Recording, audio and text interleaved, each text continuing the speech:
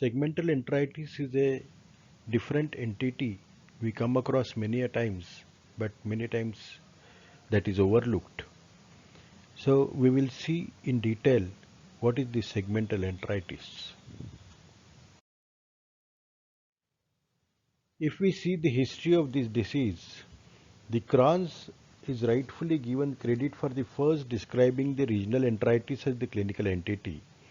A condition resembling regional enteritis was described as early as 1806 by him. Moskowitz and Wilinski suggested that many cases of non-specific granulomatous processes in the bowel are incorrectly diagnosed as tuberculosis, and they were very correct. Despite extensive researches, the etiology of the regional enteritis remain unknown and always multifactorial. Some authors have studied a role of impairment of the blood supply in the pathogenesis of regional enteritis. And because of this blood supply getting compromised, there is stricture formation of a short segment of the entry. There are various phases of the segmental enteritis. The pathology of segmental enteritis can be considered under three phases: the acute, subacute, and chronic. In acute state, the involved segment or segments of bowel are boggy, edematous, and reddish purple in color. Usually there is a sharp distal demarcation at the ileocecal wall. The mesentery of the affected bowel is thickened, edematous, and contains numerous hyperplastic nodes. There is frequently an increased amount of serous fluid in the peritoneal cavity, and this serous fluid is always exudative, and it might contain lot of eosinophils.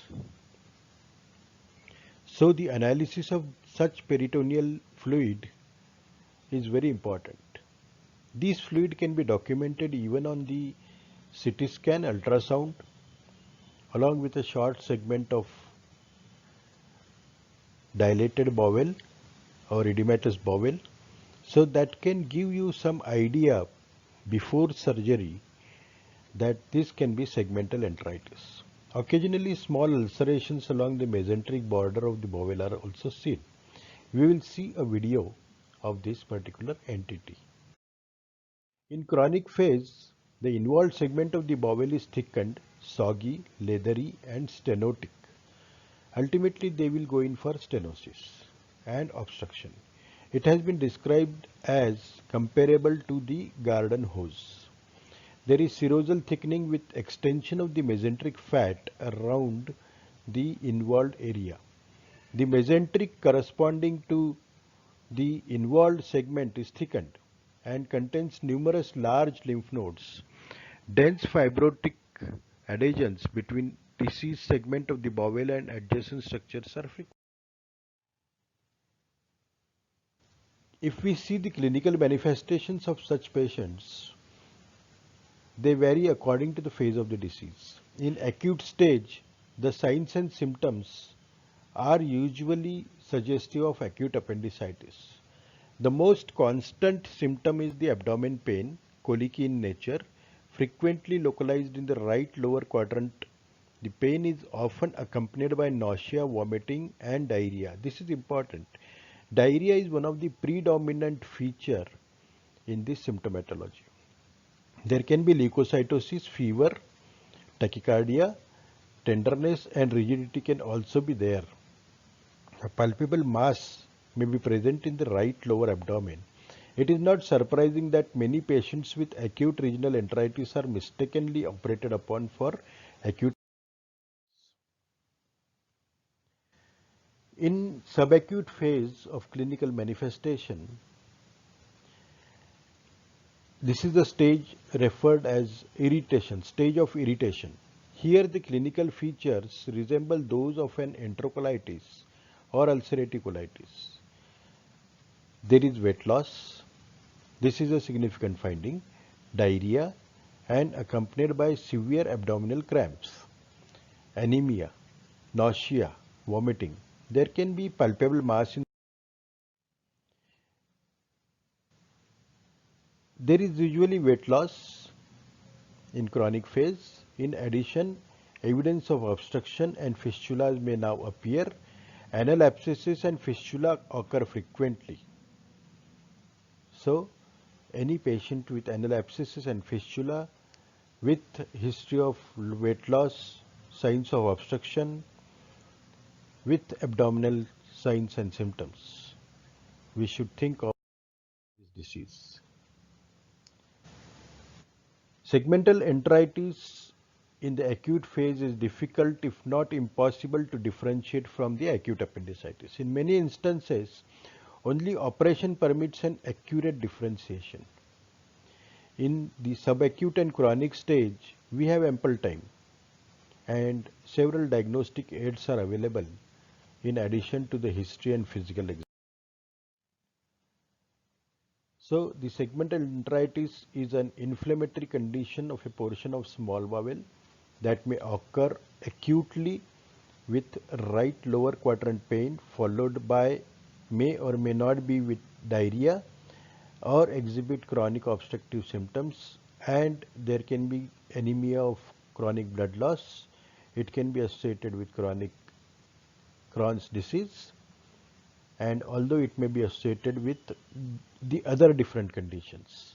So we will see what are the other different conditions which are associated with the segmental ileitis. So these are the various conditions which are associated with segmental ileitis. The inflammatory disease, as we have seen, Crohn's disease and ulcerative colitis.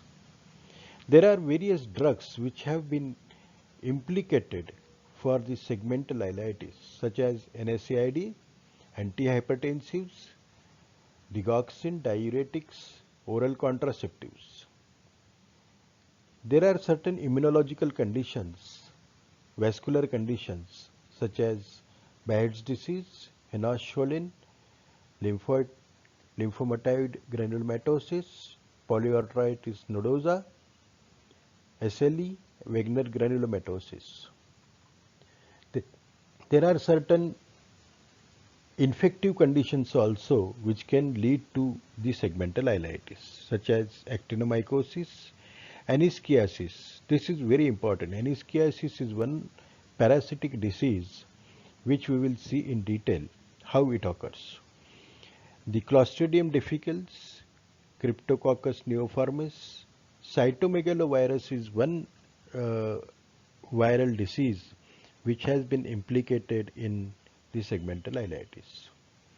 Tuberculosis can be there, Salmonella, Yersinia, various types of Yersinia, they are also implicated. There are certain spondyloarthropathies which are associated with the gut symptoms, or rather vice versa is true. The gut symptoms associated with spondyloarthropathies we have to search for. Certain malignant conditions and infiltrative conditions such as eosinophilic enteritis, amyloidosis, sarcoidosis. With the rise of the immunocompromised status, sarcoidosis is coming up as a big cause. So we will see conditions one by one. The NSAID induced enteritis, how this occurs. Once the NSAID chronic intake is there, this NSAID drug enters into the enterohepatic circulation. In liver, the NSAID, there is glucuronidation. So NSAID binds with glucuronide and bile, and again it is excreted into the intestine. In intestine, there is deglucuronidation, and the bile and NSAID again separates back, and again this NSAID enters into the enterohepatic circulation. Because of these multiple re-entries of the NSAIDs into the gut and enterohepatic circulation, there is decreased prostaglandin synthesis, increased permeability of the vessels, TNF-alpha release. This ultimately leads to neutrophilic infiltration, gram-negative bacteria growth, ulceration, bleeding, and ultimately leads to chronic anemia. The repair process will go in for fibrosis and stenosis formation. So NSAID can induce segmental enteritis. It can cause stenosis, strictures of the small bowel. So the NSAID can cause small intestinal perforations also, ulcer strictures which might require surgery. The NSAID produces inflammation of the small intestine in 40 to 70% in long-term users. This is a big number. And the associated complications of blood loss and protein loss are difficult management problem. These are the photographs which show the capsule endoscopy pictures of NSAID induced enteritis. The lesions which are also seen on capsule endoscopy are usually diaphragm-like strictures, and these are multiple strictures, numerous. They are very thin, 2 to 4 millimeter, concentric, septate like mucosal projections that narrow the intestinal lumen. And these are mainly located in the mid-small intestine and are histologically characterized by prominent submucosal fibrosis without the evidence of vascular involvement. So this is the type of strictures which we usually see in chronic use of NSAID. Chronic use of NSAID means more than 6 months. Some workers say that the use more than 3 months can also lead to this type of enteritis.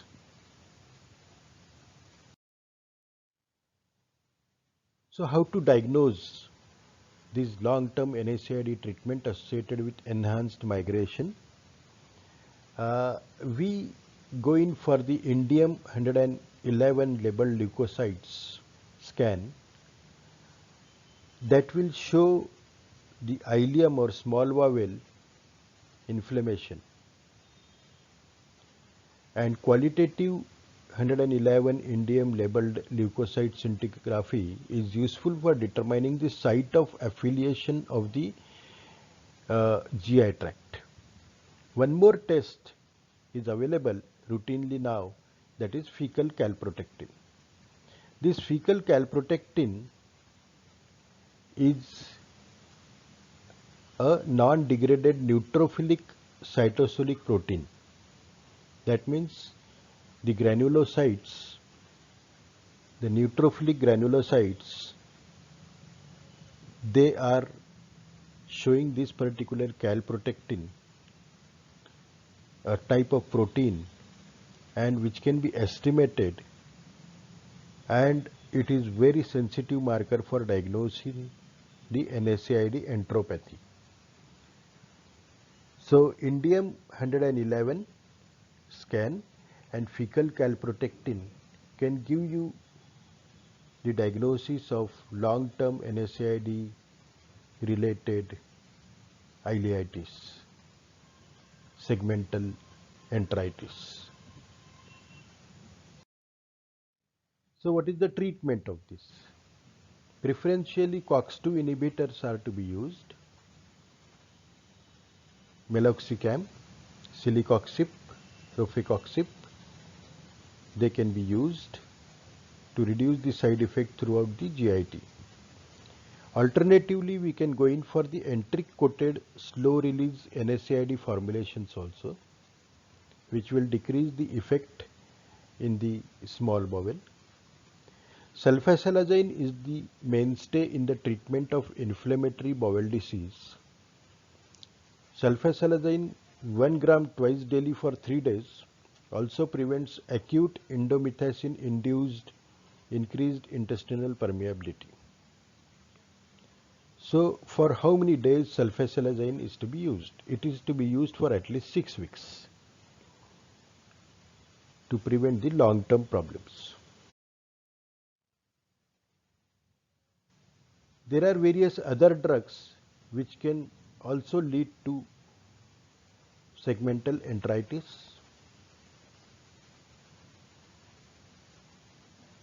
and these drugs, they cause damage to the intestinal villi, and the drugs which have been incorporated as culprit are azathioprine, mycophenolate, methotrexate, neomycin, colchicine.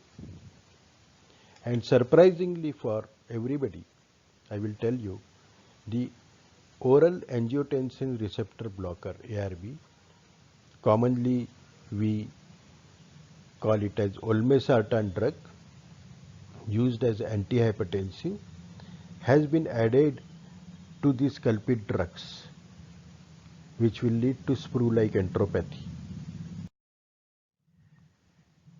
The olmesartan, FDA has issued a warning that patients on olmesartan, if there is a chronic diarrhea, weight loss, abdominal pain, crampy, or ill health to the patient because of the abdominal complaints, and if the patient is taking olmesartan, stop the olmesartan immediately.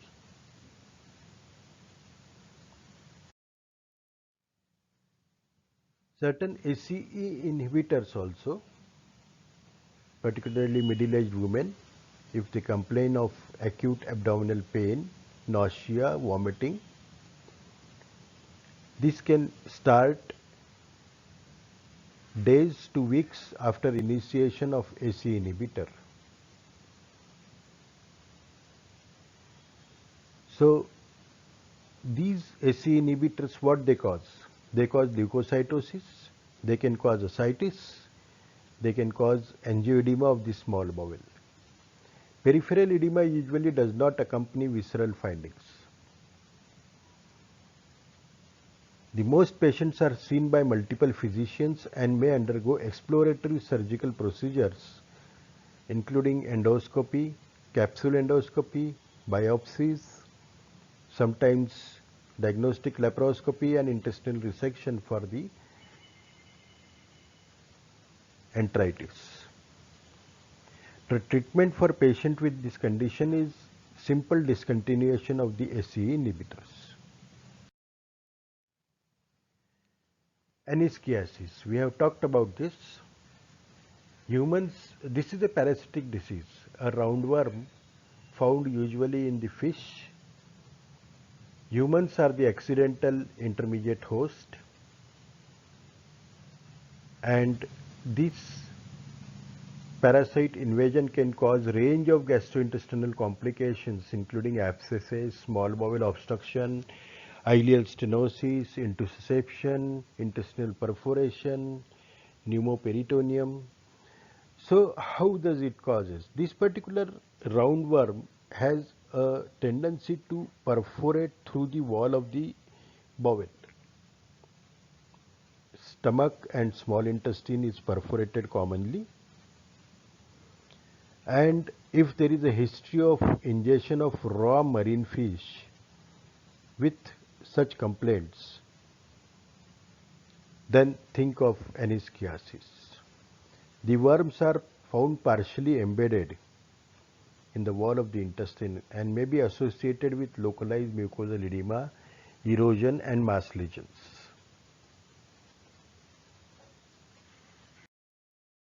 So uncooked fish is the culprit.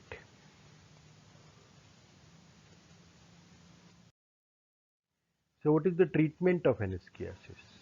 It is often possible to diagnose and treat gastric anischiasis by removal of the worm through endoscope. Surgery may be required for the intestinal or extraintestinal infections when there are surgical complications.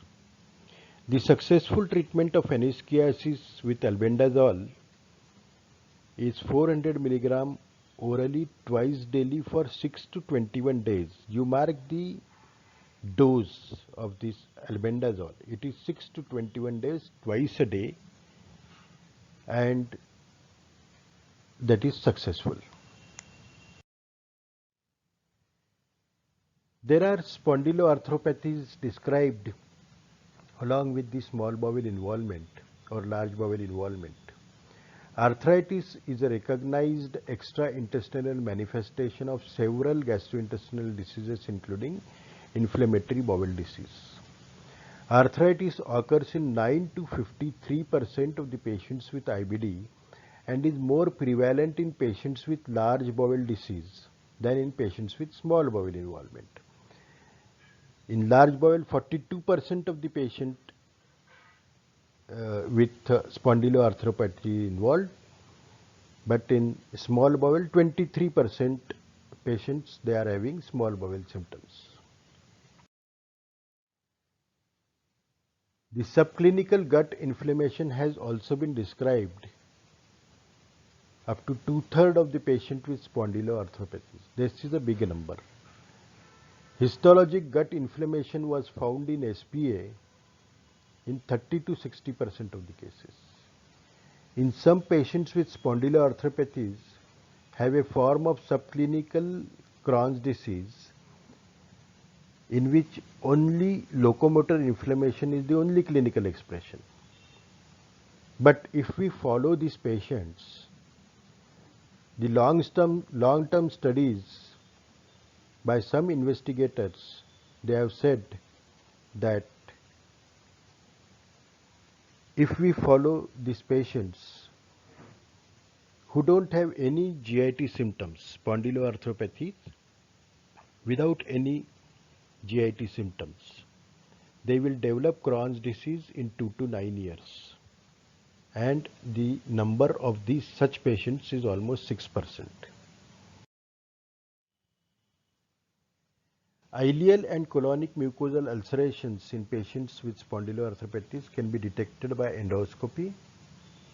Endoscopic lesions were found in 44% of the patients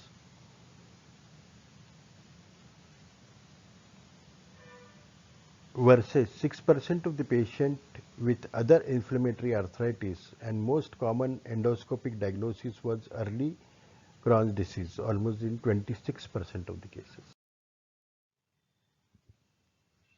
So coming to the Whipple's disease, this is different than the Whipple's procedure and the Whipple's triad.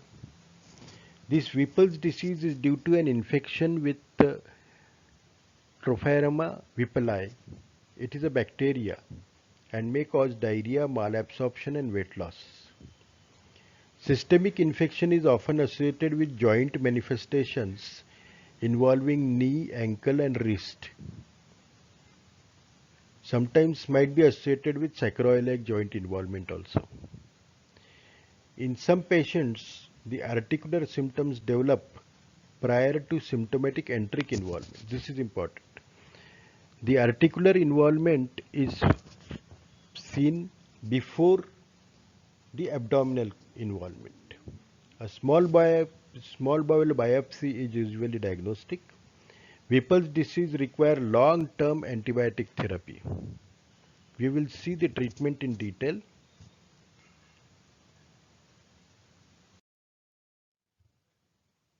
This disease is considered a gastrointestinal disorder.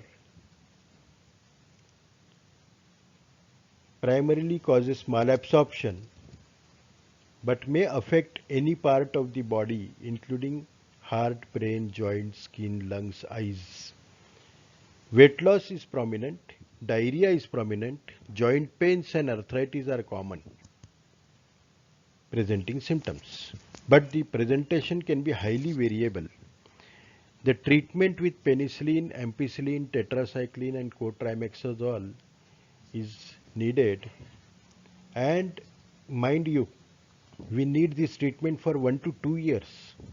Any treatment lasting less than a year has an approximate relapse rate of 40%.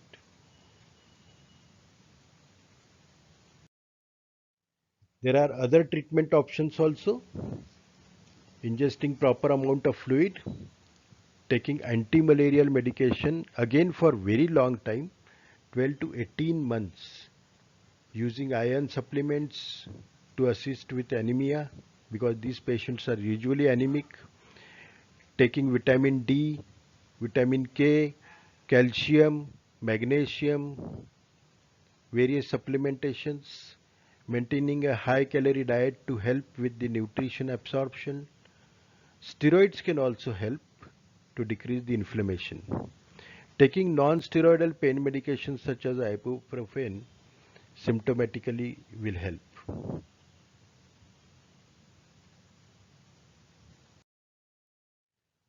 These are the capsule endoscopy pictures of the Whipple's disease.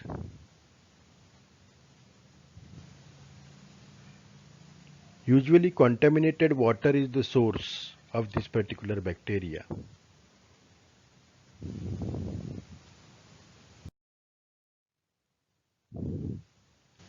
This is a small video of segmental ileitis.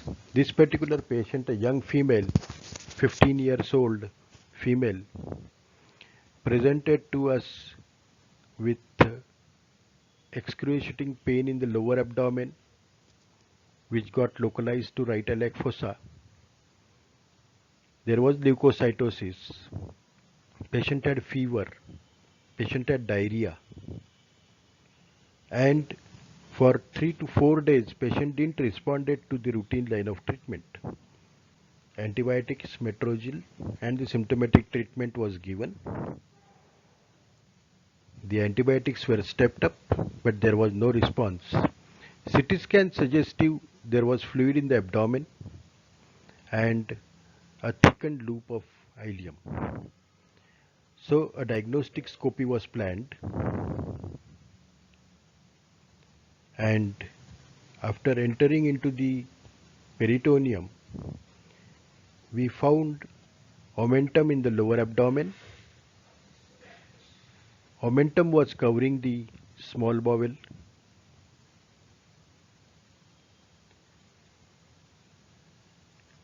The omentum gradually whisked away from the surface of the small bowel.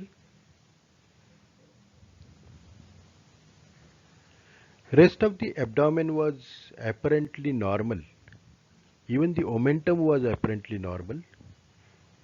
There was not much increased vascularity.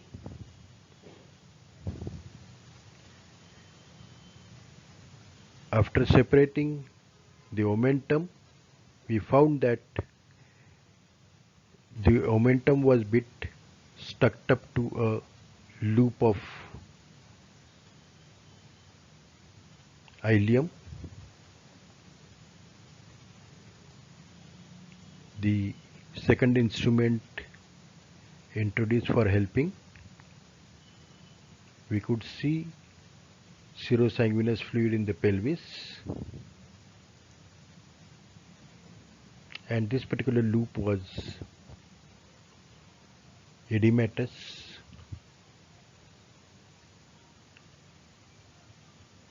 With that particular part of the omentum was also inflamed. Rest of the bowel appeared normal. The mesentery also appeared thickened.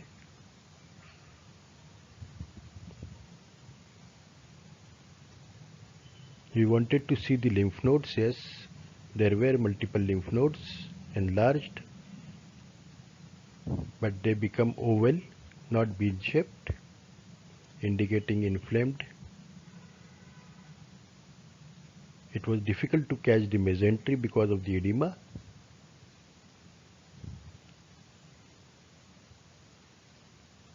The pouch of Douglas was examined. There was a lot of fluid there, reddish.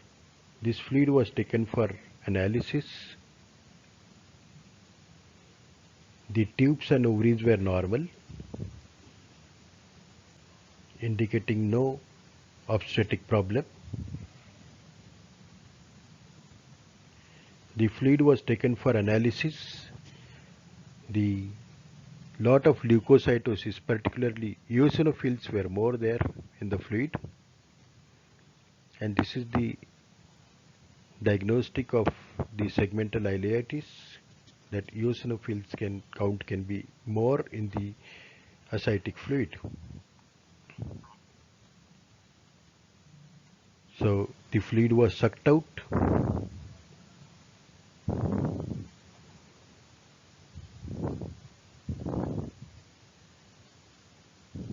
Even wash was given there.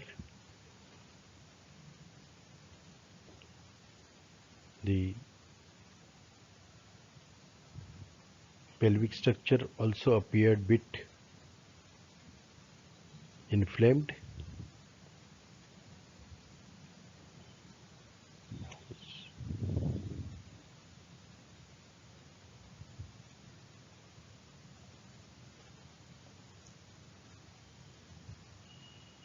Proper wash is given.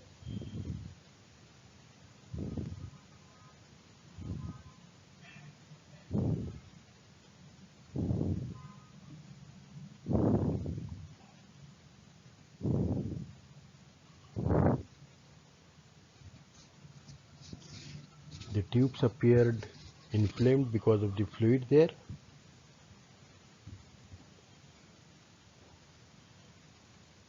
He wanted to see the appendix. There was fluid in the right iliac fossa also, but rest of the bowel was normal except the small segment of the ileum which was inflamed.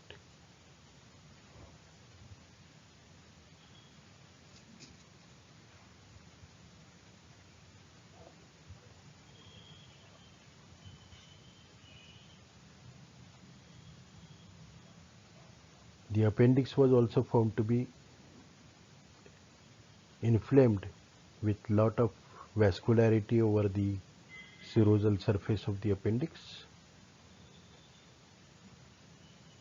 We also wanted to see whether there was any worms there, because the small bowel and the appendix both were involved. Appendix appeared to have fecal matter there.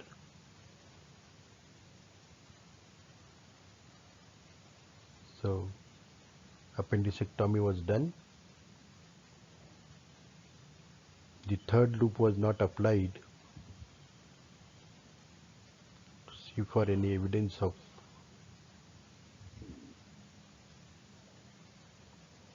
worm infestation, and proper wash was given.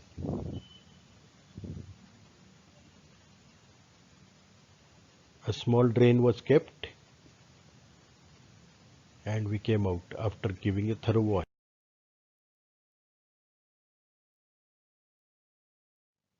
This is the second video where we can see the proximal part of the ileum, the jejuno-ileitis is visible there. We gave indigo cyanin green dye to see for the vascularity. Lot of inflamed segment. Even the contrast mode also suggested the increased lymphatic circulation there along with the vascular circulation. So that indicates the segmental ileitis.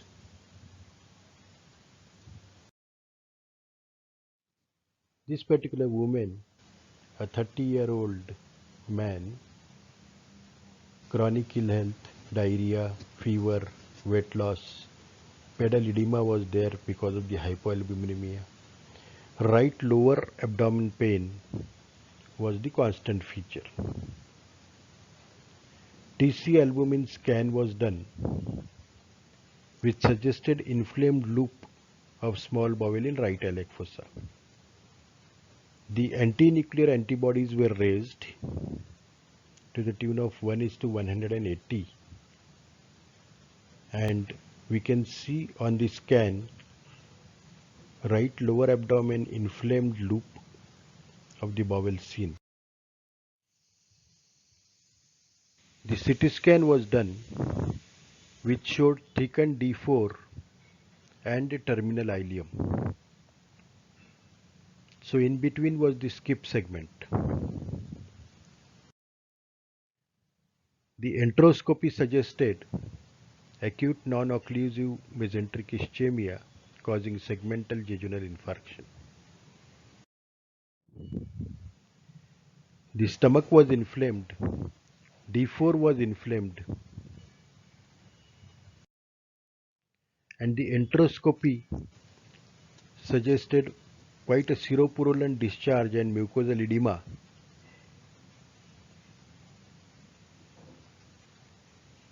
With raised antinuclear antibodies, the patient was labeled as systemic lupus erythematosus with protein losing enteropathy. So the take home message in such cases is proper history. The treatment history is also important. What the patient has taken since last 3 to 6 months. The complete general examination, thorough general examination is very mandatory, and proper battery of investigations, the serological investigations, the CT scan with contrast, the endoscopies, the conventional endoscopies and the capsule endoscopy. Capsule endoscopy gives you more information because of the involvement of the small bowel in such conditions, and proper treatment planning by team is important. Thank you.